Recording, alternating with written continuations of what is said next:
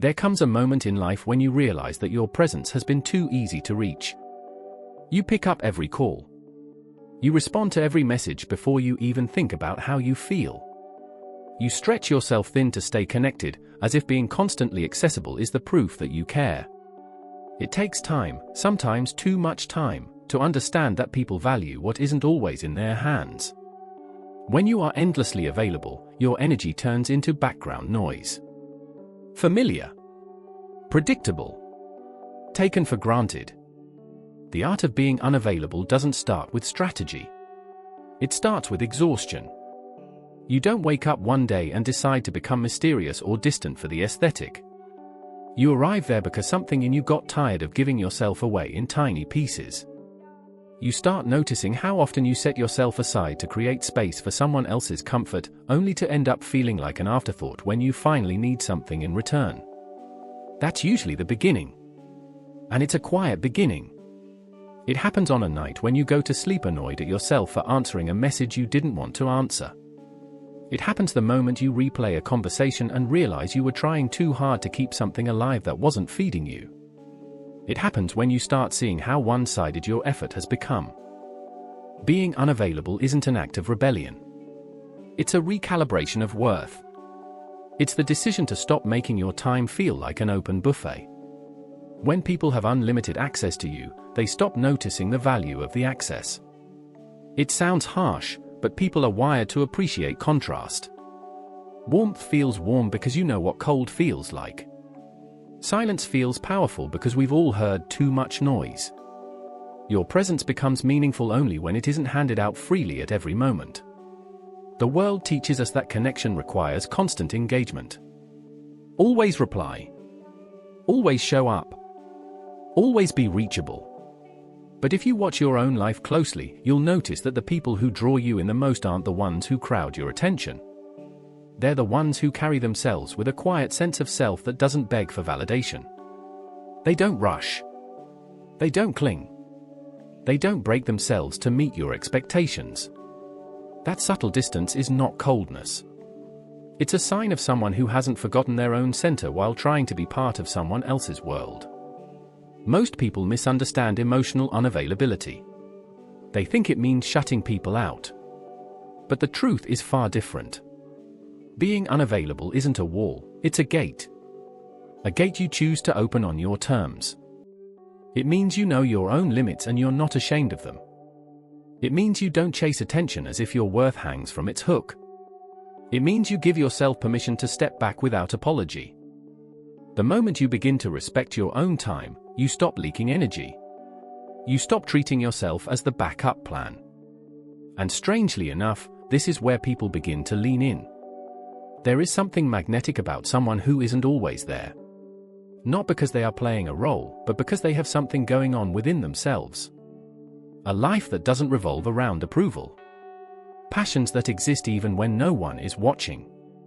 A sense of direction that isn't shaped by external neediness. Scarcity creates gravity.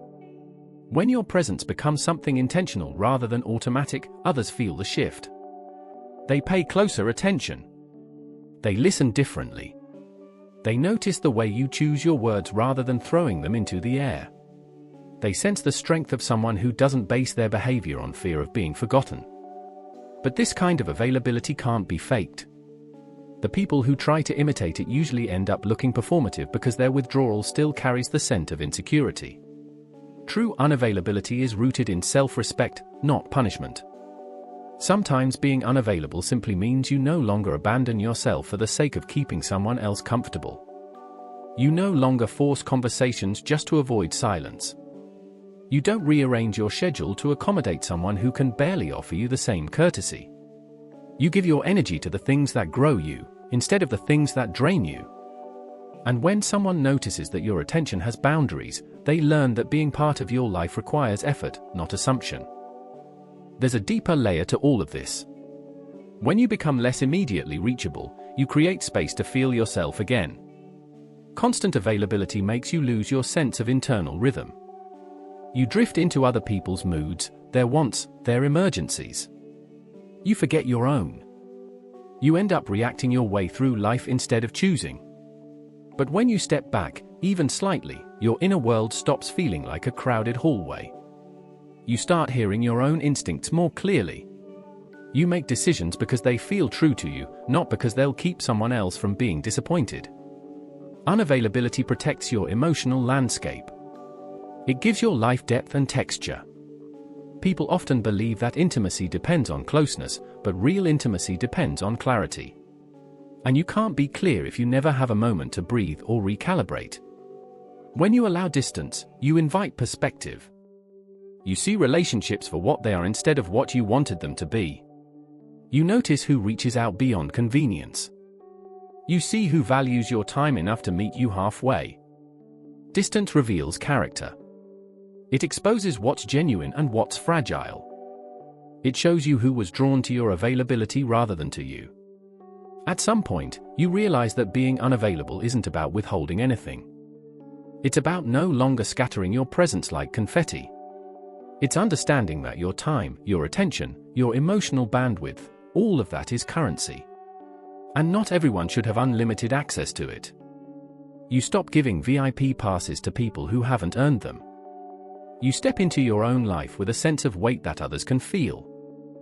The more you grow into yourself, the clearer it becomes that availability is a privilege, not an obligation. You start listening to your own fatigue. You learn to let calls go unanswered when you're not in the right headspace. You allow messages to sit until your mind is steady.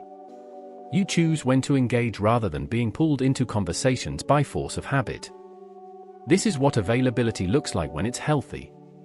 It becomes intentional, selective, balanced. And that's where the freedom comes in. You realize you don't owe constant access to anyone. You don't have to be present just because someone wants you at that moment. You don't have to fill silence just to ease someone else's insecurity. You don't have to over-explain your absence to prove you're still loyal. When you embrace your unavailability, you return to yourself. You return to your dignity. You return to the quiet sense that your presence has weight. The art of being unavailable is really the art of valuing yourself without theatrics. It's a way of moving through the world with a calm certainty that you are not defined by how much you give away. And ironically, this is what draws people closer. Not because you are hard to reach, but because you live in a way that shows you aren't afraid to stand alone. People respect what you respect. When you treat your energy like it matters, they feel it. When you withdraw from the noise and give your attention room to breathe, they hear you more clearly when you finally speak. Being unavailable becomes a quiet power. Not the power that intimidates, but the power that makes people think twice before wasting your time. The power that keeps your emotional life from being tugged in every direction. The power that lets you build a life on your own terms instead of letting everyone else define the rhythm for you. And maybe that's the core truth. Being unavailable isn't about distance. It's about dignity. It's the recognition that access to you should feel earned. Not because you're trying to be difficult, but because you finally understand the value of your own presence. When you hold yourself that way, you don't have to chase. You don't have to prove. You don't have to bend yourself into softness just to be seen. People will sense the difference. They will rise to meet you or fall away. Either way, you keep your center. And that, more than anything, is the art.